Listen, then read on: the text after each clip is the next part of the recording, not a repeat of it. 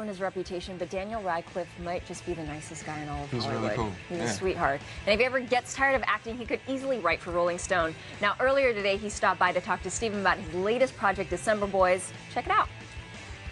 I'm here with the star of the new movie December Boys and a man with a genius music IQ score, Daniel Radcliffe. Welcome back to the show, man. Thank you very much. It's very good to be here. Pleasure having you here. This is always good.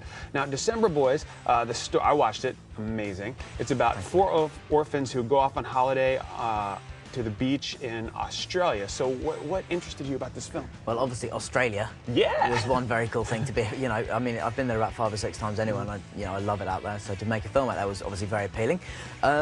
It was also, it was the character is very different from Harry, and that's what I've been looking for a while now. And the starting point for any sort of project is that it has a great script, and this one did, and that was ultimately all you're looking for. The script is really good. Yeah. Now, seriously, you said you want to go to Australia, but specifically winter in Australia, because then it's just summer. You just want to go to the beach. It's incredible. I mean, to be honest, I'm not a beach person at all. To the point where I went to Spain once, and my parents would know where I was on the beach because I was the only person fully clothed with jeans, a t-shirt, and a jacket and trainers. So I mean, I really stand out. And also, I'm so pale. I mean, I'm practically blue, so and I don't tan. So there's no point in beaches. I don't know what you're talking about. No, you've got a good sort of brown colour there. Yeah, it's all colored in though. Oh, right, it's all okay. makeup. It's all slightly shimmery. Now, you're so busy with Harry Potter and with Equus when you did that over in England. How did you squeeze in time to do December Boys? Well, I mean, I did December Boys about 2 years ago. Oh, wow. I did December Boys in between Harry Potter 4 and 5, and that was another one of the things that was great about it, was the fact that it fitted into that break. Okay. And we could do it then, so we had the time to it. We weren't going to be too rushed off our feet. And also, it was only a 6-week shoot, which is being used to 10 months on a Potter movie. We're doing 5 scenes a day, and if you're lucky on Potter, you get 5 shots done a day.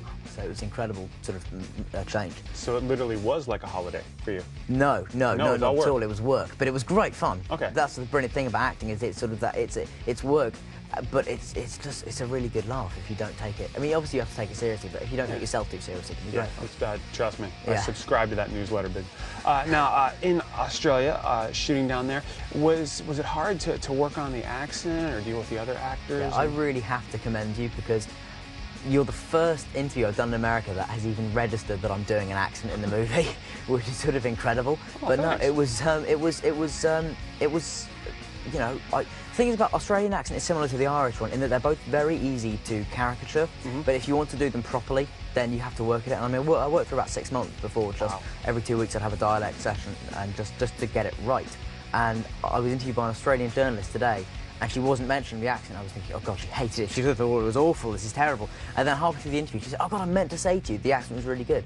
And so that just made my day, because the Australian people will be the hardest to please, I imagine. Yeah, when it's your own dialect. Yeah, It's like, very protective. It's like people in the South here, they get real miffed about it.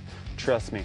Now, let's talk about the character Maps. He's kind of the older brother to the orphans, would you say? Yeah, absolutely, and that was very much what I sort of became to the other kids, because I sort of started to view myself as, I was really protective of them, and and they sort of needed protecting from themselves. They were incredibly hyperactive, and they were just running around, falling down. I thought, oh, we need you for the scene, don't die, please.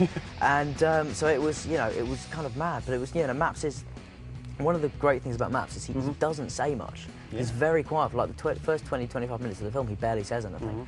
And to me that was quite appealing, because on Potter you have a lot of the plot and also a lot of the character stuff is all communicated through the dialogue. And so for me to have to communicate the same amount by saying nothing was actually a really good challenge, and it was, it was a lot of fun. Also, it took the pressure off learning lines some days, which is always a bonus. Now, the character of, not the character, the actress, Teresa? Oh, yes. In there, yes, Lucy. My God. Yeah, wow.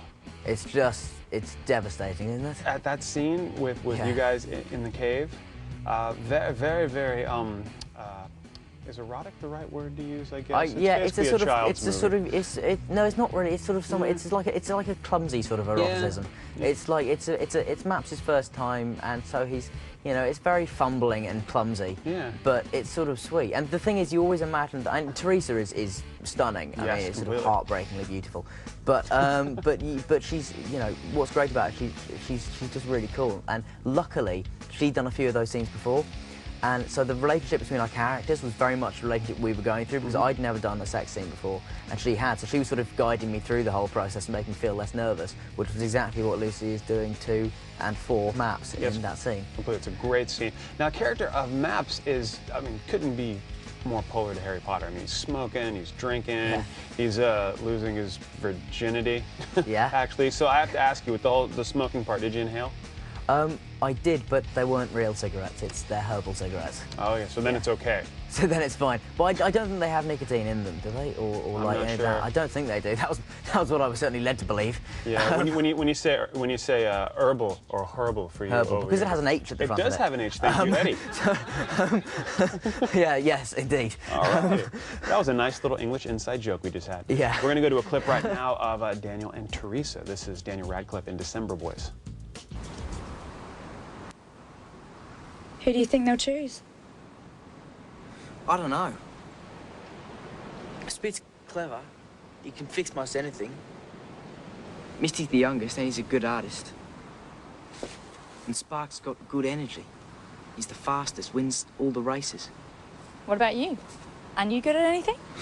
I know it's not singing. Well, I don't want to be adopted. What's the big deal about parents anyway? That's a look at December Boys in theaters.